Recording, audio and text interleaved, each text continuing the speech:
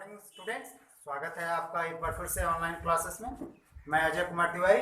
आज class 10th में physics का दूसरा लेसन जो है मानव नेत्र तथा रंग बिरंगा संसार में एक नए टॉपिक को पढ़ाऊंगा। और इसके पहले के अध्याय में हमने प्रकाश का परावर्तन तथा अपवर्तन पढ़ा था। आइए देखते हैं क्या है मानव नेत्र। सबसे पहले स्टार्ट करते हैं मानव नेत्र और इसकी संरचना को देखें तो ये इसका फिगर है कुछ इस तरह का। इसमें अलग अलग चीजों को देखें। यह है नेत्र लेंस, यह है दृष्टिपटल या रेटिना, यह है प्रच्छावी पेशियां या आपकी मांसपेशियां, ये दोनों तरफ की नेत्र लेंस के दोनों ओर, ये है पुतली, ये परिचारिका या इसको आइरिस भी कहते हैं, और यह है कार्निया। ये कुछ मानव नेत्र के भाग हैं। आइए देखते हैं मानव नेत्र के बारे में कि मानव नेत्र होता क्या है और ये किसी वस्तु का प्रतिबिंब कैसे बनाता है। देखिए, मानव नेत्र मानव संरचना का एक अत्यंत सुग्राही ज्ञानेंद्रिय है। और इसकी बात करें तो मानव नेत्र एक कैमरे की भांति है।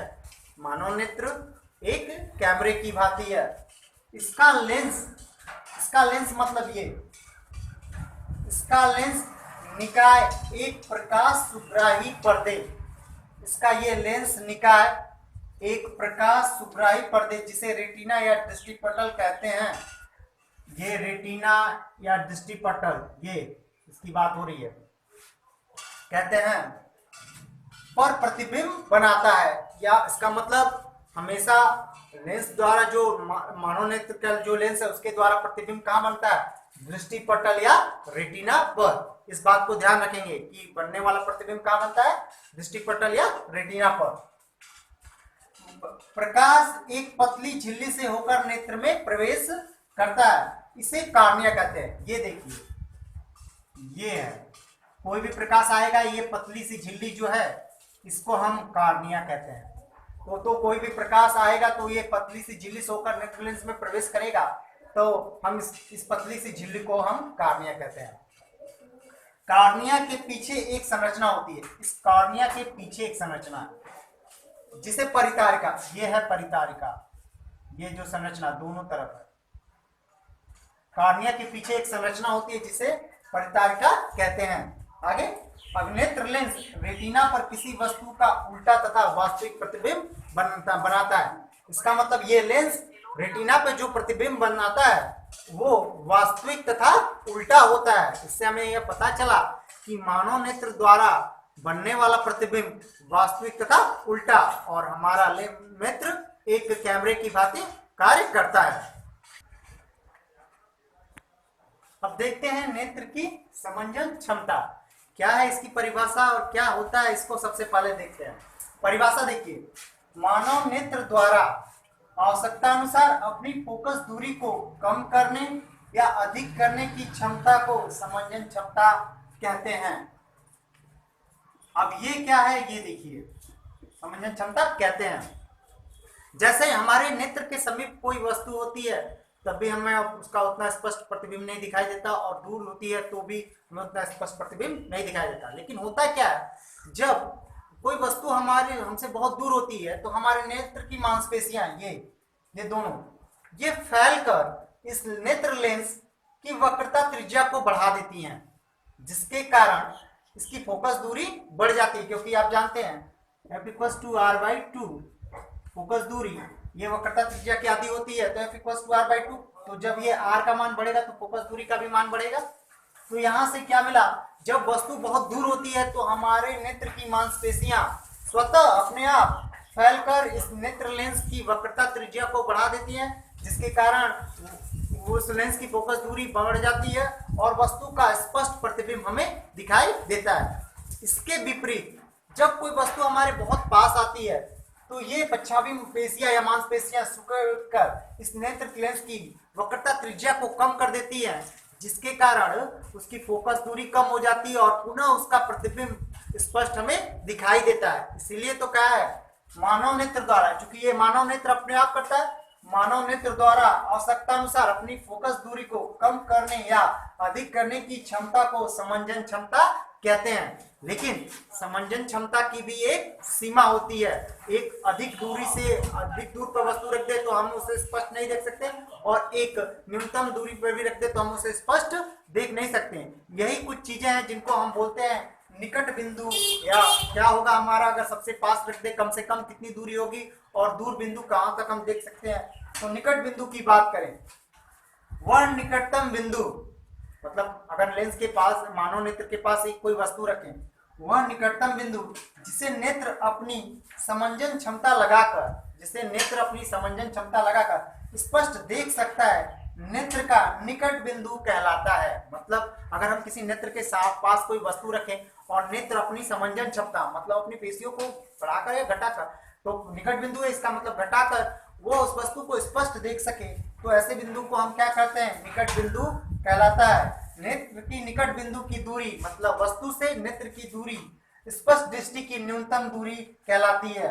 सामान्य नेत्र के लिए यह दूरी 25 सेंटीमीटर होती है। मतलब अगर हम किसी नेत्र से 25 सेंटीमीटर दूर पर कोई वस्तु रखें तो हमें उसका स्पष्ट प्रतिबिंब दिखाई देगा। अगर उसे कम कर दें तो हमें उस वस्तु का स्पष्ट प्रतिबिंब दिखाई नहीं देगा। फिर हम लोग जैसा निकट बिंदु पढ़े, अब पढ़ेंगे दूर बिंदु कि दूर बिंदु क्या होता है। आइए देखते हैं अब दूर बिंदु। जैसा हम लोगों ने निकट बिंदु देखा था, और नेत्र का निकटतम बिंदु ही स्पष्ट दृष्टि की न्यूनतम दूरी कहलाती है, और ये 25 सेंटीमीटर होता है। अब आप देखते हैं कि दूर बिंदु क्या होता है। वह दूरतम बिंदु जिसे नेत्र बिना समंजन क्षमता लगाए, मतलब दूर स्थित वह बिंदु जिसे नेत्र बिना समंजन क्षमता लगाए स्पष्ट देख सकता है, नेत्र का दूर बिंदु कहलाता है। वो होगा नेत्र का दूर बिंदु। सामान्य नेत्र के लिए दूर बिंदु अनंत पर होता है। मतलब नेत्र की जो दूरी होती है वो अनंत पर होती है, और न्यूनतम दूरी स्पष्ट दृष्टि की न्यूनतम दूरी वो 25 सेंटीमीटर होती है। ये रहा हमारा मानव नेत्र दूर बिंदु और अनंत स्पष्ट दृष्टि की न्यूनतम दूरी। अब हम लोग पढ़ेंगे नेत्र का दोष और उसका संशोधन। देखते हैं अब अपने अगले टॉपिक में। जैसा मैंने बताया था इससे पहले मानव नेत्र के बारे में, और फिर मैंने बताया था कि समंजन क्षमता क्या होती है, दूर बिंदु क्या होता है, और अनंत सममित्र की स्पष्ट दृष्टि की न्यूनतम दूरी कितनी होती है। अब हम लोग पढ़ेंगे दृष्टि दोष तथा उनका संशोधन, कि मानव नेत्र में कौन कौन से दृष्टि दोष होते हैं और उनका निवारण कैसे किया जाता है और इनका कारण क्या होता है। प्रमुख रूप से 3 दृष्टि दोष है मानव नेत्र में। प्रमुख रूप से 3 दृष्टि दोष है। एक है निकट दृष्टि दोष, एक है दीर्घ दृष्टि दोष या दूर दृष्टि दोष, और एक को बोलते हैं जरा दृष्टि दोष। जिसमें पहले हम पढ़ते हैं निकट दृष्टि दोष, कि किसको कहते हैं निकट दृष्टि दोष और क्या इसका कारण है और इसका निवारण कैसे होगा। तो पहला है निकट दृष्टि दोष। इसकी परिभाषा को देखें। निकट दृष्टि दोष युक्त कोई व्यक्ति, अगर जिसको निकट दृष्टि दोष है, तो निकट दृष्टि दोष युक्त कोई व्यक्ति निकट रखी वस्तुओं को तो स्पष्ट देख सकता है। मतलब अगर जिसको निकट दृष्टि दोष है वह निकट या पास रखी वस्तुओं को तो स्पष्ट देख सकता है, परंतु दूर रखी स्पष्ट वस्तु को स्पष्ट नहीं देख पाता। देखिए है निकट दृष्टि दोष, लेकिन इसमें इसका परिभाषा उल्टा है कि इसमें ये पास रखी वस्तुओं को तो स्पष्ट देख सकता है, लेकिन दूर रखी वस्तुओं को स्पष्ट नहीं देख सकता। क्या है? ऐसे दोषयुक्त व्यक्ति का दूर बिंदु, आप जानते हैं दूर बिंदु जहां तक कोई नेत्र समंजन क्षमता लगाए बिना स्पष्ट देख सकती है, दूर बिंदु अनंत पर न होकर नेत्र के पास आ जाता है। जैसे ये मानव नेत्र है, ये दूर बिंदु है, इसको होना चाहिए इनफाइनाइट अनंत पर, लेकिन ये दूर न होकर नेत्र के पास आ गया है। तो ये पहला जैसा लिखा है निकट दृष्टि दोष युक्त नेत्र का दूर बिंदु, ये नेत्र के पास आ गया है। तो साथ ही इस दोष में किसी दूर रखी वस्तु का प्रतिबिंब, अगर इस दोष में मान लीजिए वस्तु भी दूर है लेकिन किसी दूर रखी वस्तु का प्रतिबिंब रेटिना पर न बनकर, आपको मैंने मानव नेत्र के बारे में बताया था कि जो भी प्रतिबिंब बनता है वास्तविकता उल्टा वो आपको रेटिना पे बनता है। तो मानव नेत्र का प्रतिबिंब रेटिना पर न बनकर रेटिना के सामने बनता है। जैसा ये कंडीशन है, वस्तु तो दूर बिंदु अनंत पर है, लेकिन यहाँ पर प्रतिबिंब रेटिना पर न बनकर या दृष्टिपटल जिसको कहते हैं रेटिना के सामने बन गया है। अब हम लोग देखेंगे कि इस निकट दृष्टि दोष का क्या कारण है और इसका निवारण क्या होगा। तो अब अगले टॉपिक में इसके कारण और निवारण को हम लोग देखते हैं। आइए अब देखते हैं निकट दृष्टि दोष के कारण कि निकट दृष्टि दोष का क्या कारण है और इसका निवारण कैसे, इसका संशोधन किया जा सकता है। इस दोष के दो कारण हो सकते हैं, निकट दृष्टि दोष के दो कारण हो सकते हैं। पहला, नेत्र लेंस की वक्रता बढ़ जाए, आप देख रहे हैं कि एक नेत्र लेंस है उसकी वक्रता बढ़ जाए। दूसरा, नेत्र लेंस के गोलक का व्यास बढ़ जाए। ये दो कारण है जिसकी वजह से निकट दृष्टि दोष हो सकता है। निवारण कैसे इस दोष को दूर करेंगे इसको देखते हैं। निवारण में इस दोष को दूर करने के लिए, मतलब जिस व्यक्ति को निकट दृष्टि दोष हो जाए उसको इस दोष को दूर करने के लिए अवतल लेंस के चश्मे का उपयोग किया जाता है। मतलब अगर किसी को निकट दृष्टि दोष का हो गया है उसको दूर करने के लिए अवतल लेंस के चश्मे का यूज किया जाता है। जैसा इस फिगर में एक अवतल लेंस है, ये नेत्र लेंस के पाले, और ये सारे प्रतिबिंब सारे किरणों को इसके रेटिना पर फोकस कर रहा है। तो ये रहा निकट दृष्टि दोष के कारण और निवारण। आइए अब देखते हैं दीर्घ दृष्टि दोष या दूर दृष्टि दोष की क्या होता है। दीर्घ दृष्टि दोष, इस दोष में नेत्र को दूर की वस्तुएं तो स्पष्ट दिखाई देती हैं परंतु पास की वस्तुएं स्पष्ट दिखाई नहीं देती। जैसा आपने निकट दृष्टि दोष में देखा था उसका विपरीत है ये, अर्थात नेत्र का निकट बिंदु 25 सेंटीमीटर से अधिक दूर हो जाता है। दूर दृष्टि दोष या दीर्घ दृष्टि दोष में दूर की वस्तुएं तो स्पष्ट दिखाई देती है लेकिन पास की वस्तुएं स्पष्ट नहीं दिखाई देती है। और आपको पता है स्पष्ट दृष्टि की न्यूनतम दूरी 25 सेंटीमीटर होती है। तो इसमें क्या होता है, नेत्र का निकट बिंदु 25 सेंटीमीटर से अधिक दूर हो जाता है। जैसे इसमें ये है, अगर वस्तु यहाँ पर रखा रहता है तो स्पष्ट दिखाई देता, परंतु ये यहाँ ना रखे, यहाँ उसका निकट बिंदु हो गया जिसके कारण ये वस्तु स्पष्ट दिखाई नहीं देता। या ये दूर दृष्टि दोष से ये प्रत्येक व्यक्ति के नेत्र का चित्र है और ये इसमें इसका प्रतिबिंब रेटिना पर ना बन के रेटिना से पीछे बन रहा है। ये भी दूर दृष्टि दोष का एक मतलब आरेख है। अब हम इसको देखेंगे कि दूर दृष्टि दोष के क्या कारण है और उसका निवारण कैसे करेंगे। देखते हैं दूर दृष्टि दोष के कारण कि दूर दृष्टि दोष या दीर्घ दृष्टि दोष के क्या कारण है।